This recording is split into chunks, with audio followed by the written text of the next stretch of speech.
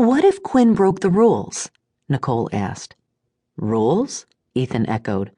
Of the witness protection program. They keep people safe as long as they follow the rules. But what if he broke the rules and you caught the consequences on camera? You think Quinn is in the witness protection program? He could be. Maybe this other guy is keeping him from going home. Ethan looked doubtful, but had the kindness to keep his thoughts to himself. Quinn came home to Hidden Falls, Nicole said. I don't know why he didn't go to his own house, but if he was out walking in a place where someone could take this picture, even accidentally, that means someone else could have seen him too. I'm going to get a few prints made and start asking some questions, Ethan said. I'm coming with you. Nicole started to roll into the hall.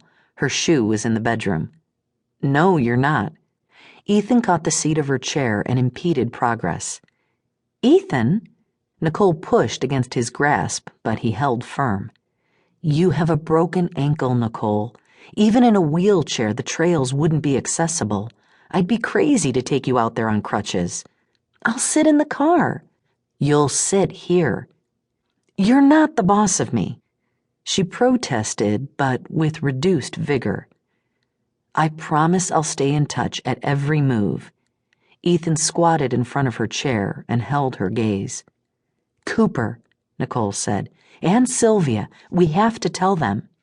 I know, and I will. But you're not going to depend on them.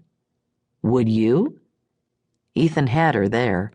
As an investigative reporter working on criminal stories, Nicole had been told on several occasions to step back and let professional law enforcement do what they knew how to do. But she always found a way to steer clear of official channels while also digging up her own information. The important thing was to find Quinn. They'd lost a whole night already since Ethan's photo, and Cooper's plate was full. What could it hurt for Ethan to show the photo around? Then that's what we'll do, Nicole said. You see what you can dig up, but be careful, and call me, often. As much as Nicole hated to admit it, it would be easier for Ethan to move quickly through his inquiries and to be smart about any oddball responses he received if he didn't also have to worry about Nicole's inability to run if necessary. Quinn wouldn't have been on the trails if he was trying to hide.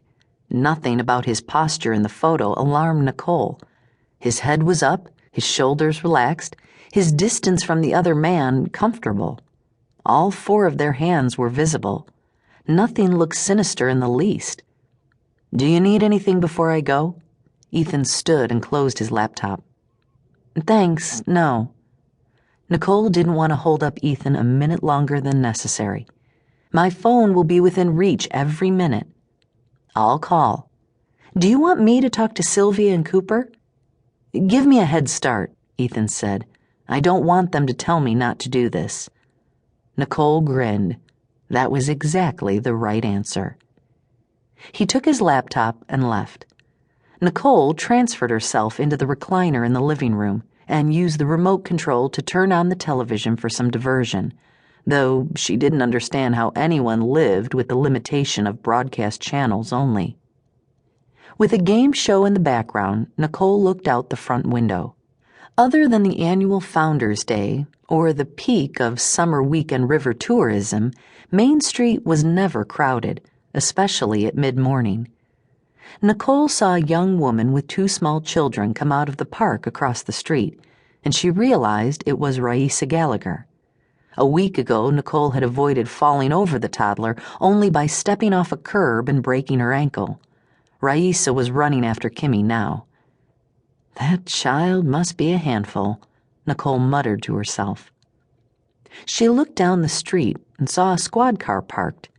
Two deputies got out and sauntered up the block as if they were on a casual morning patrol.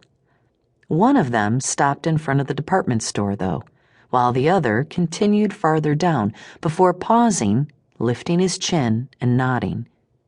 A second squad car turned into view and pulled across 3 open parking spaces outside the department store. A third officer emerged. Nicole shut off the game show. Events on the street below were far more interesting. 3 officers, but not Cooper. Where was he? At the hospital? Nicole sighed, reached for her crutches, and pulled herself to her feet. She would just go downstairs and see what it was all about.